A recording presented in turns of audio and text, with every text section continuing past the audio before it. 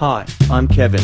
In August 2022, my wife Ruth and I did a tour north from Brisbane by car, reaching Daintree and Cape Tribulation.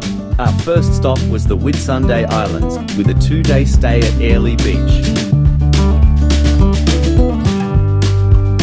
On the second day, we did a full-day cruise that took in the highlights of the archipelago and provided a comprehensive tour of the main tourist areas of the Whitsunday Islands. The rising sun reflecting on scattered clouds commenced our morning and led to a day of varied weather.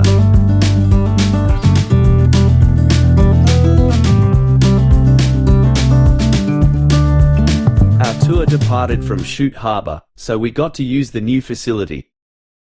The bareboat charter base was on our left side as we cruised down the harbour.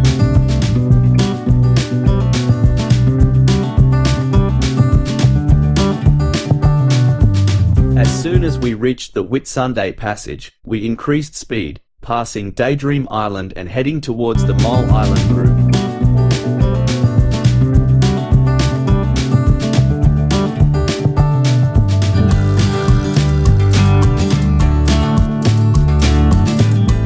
Daydream Island Resort covers the entire island.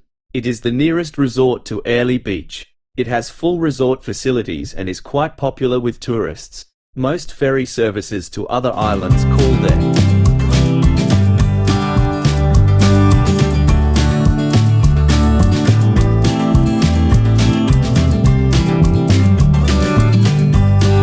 The Molle Island Resort was badly damaged by Cyclone Debbie in 2017. Despite changed ownership, it remains closed and in a derelict state.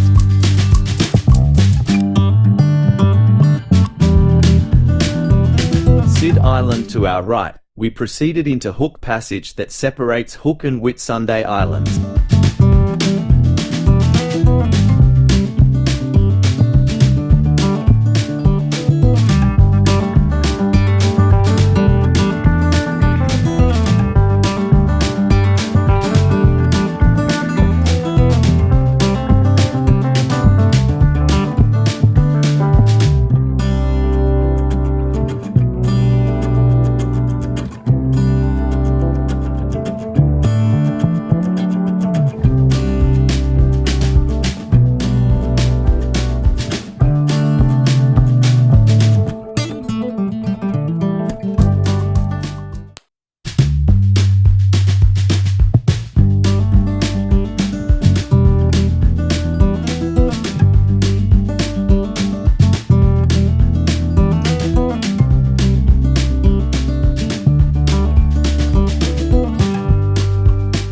Clear of the passage, we turned south to pass along the northern section of Whitsunday Island's east coast, our cruise boat dwarfed by the island's towering mountains. The peak of the island is at 437 meters.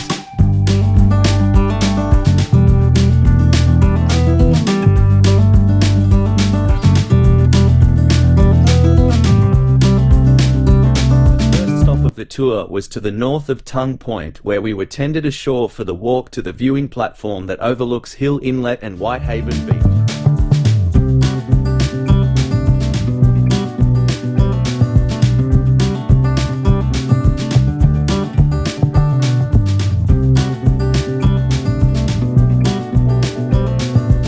The views from the viewing platform were more than adequate compensation for the climb.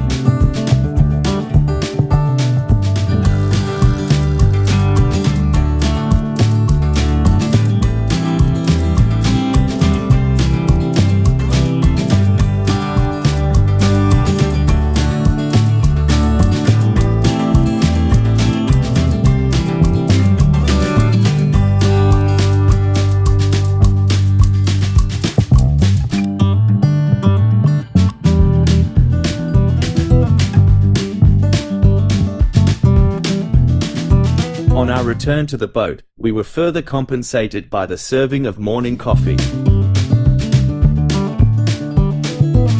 After a 2-hour stop for lunch at Whitehaven Beach, we headed off through Solway Passage and came across whales breaching and diving.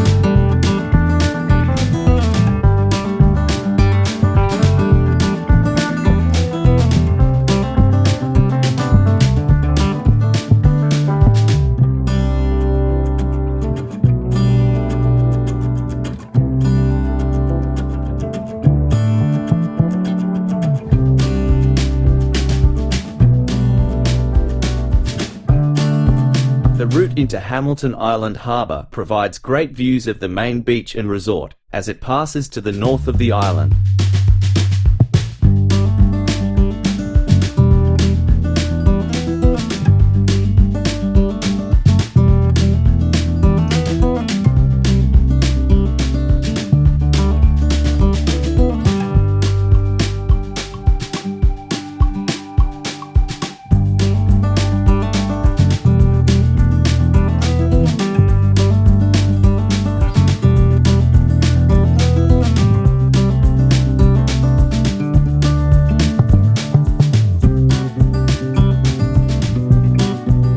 On the final run to the harbour, the extensive area of high-class housing is to the left and finishes at the turn to the harbour at the Hamilton Island Yacht Club.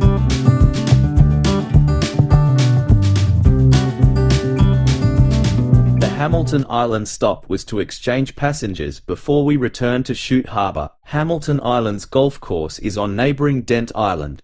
Originally, and at the time of our only visit, Dent Island was the home to an elderly couple who made and sold coral shell souvenirs. The tour departed at 8 AM and returned at 5 PM. The price included morning tea, lunch and afternoon tea. We thought it good value.